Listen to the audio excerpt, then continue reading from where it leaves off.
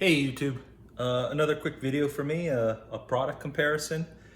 Starting to move away from Harbor Freight stuff. What I'm going to show you today is two different dovetail jigs. One is sort of the gold standard. This is the katz-moses dovetail jig, which I bought online. Cost a little over $30, but with tax and shipping ran about $41 in total. The other one is this Amazon sort of no-name brand, probably made in China. I think it's called Yoselin, and it does say made in China. It ran for around $16.99 or something online, so about a third of the price of the katz-moses jig. So we'll open them up, take a look at them, and there's this kind of a surprise on this Chinese one, and you'll see why you probably have to pay for the full katz-moses. So let's open up the katz-moses one. This is, I guess, designed by himself. It took about a week to arrive, which was kind of annoying. You know, Amazon is literally there the next day, but for some reason you can track this one. It was in Vegas forever before it got to my house in California. Comes with some instructions. We can ignore those like always. But he does have a lot of nice videos online to show you how to not only use the jig, but also how to cut dovetails in general. Comes with a nice sticker, I guess, with a little heart made with dovetails, kind of cute. This is the jig itself. It's really nice, and you know, there are different types of dovetail jigs online. I've looked at different reviews, and this one was the sort of one that everybody really recommended. This was nice because it's clear, so you can see the wood and your cuts. It has two magnets instead of one, so you get a better fix of your saw. If it's just one, there's this tendency for it to sort of come off in a way. And what you can see, the way that this is designed, and it may be hard to see, but on the top here, there's some clear markings here that say pin, pin, shoulder, tails. And that allows you to cut all the different parts of the dovetail jig. What happens is this, after you have a piece of wood marked out, this lines up.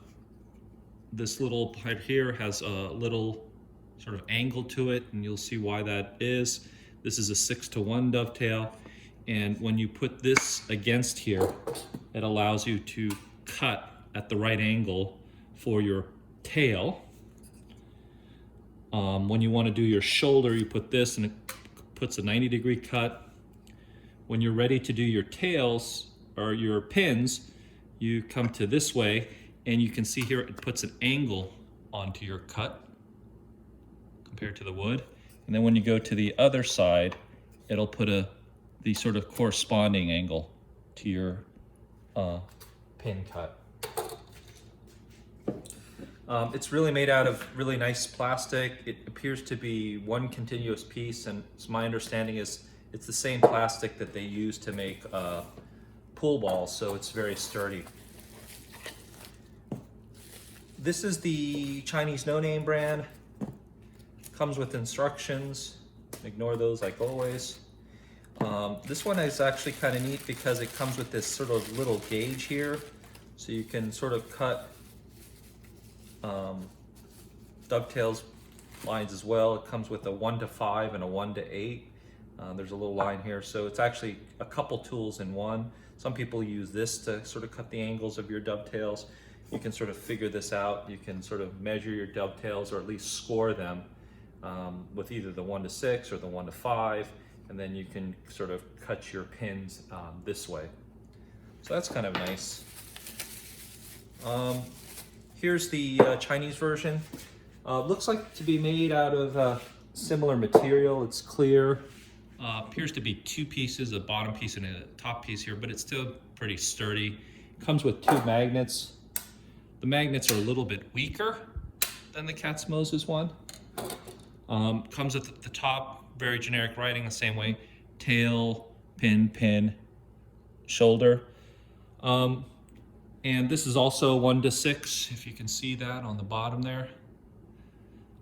Now, here's the thing that I found, which was really kind of bizarre. They must have copied the katz-moses one.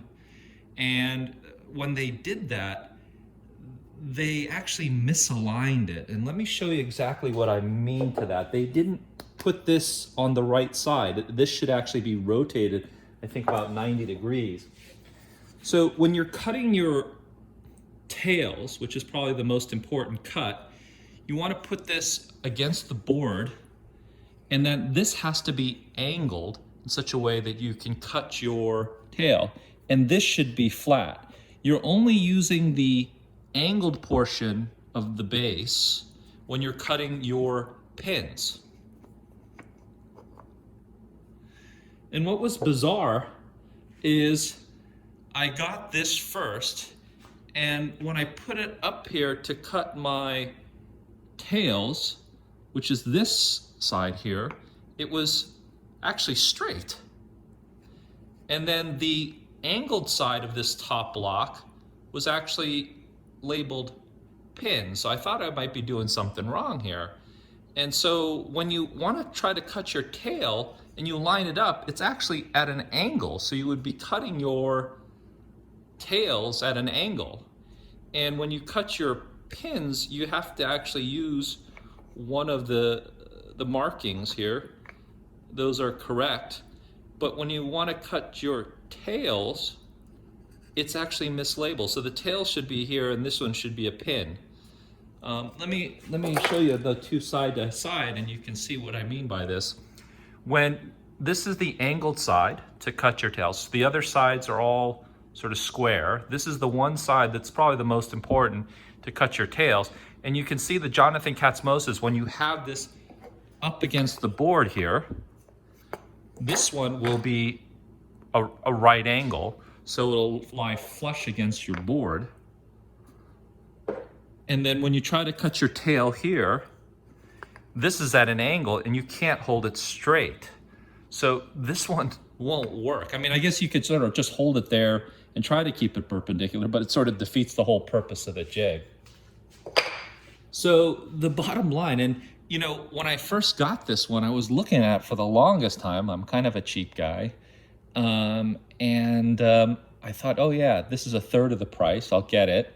And I looked at it for the longest time, and I tried to sort of use it, and it just didn't make sense. And I thought they must have misdesigned it.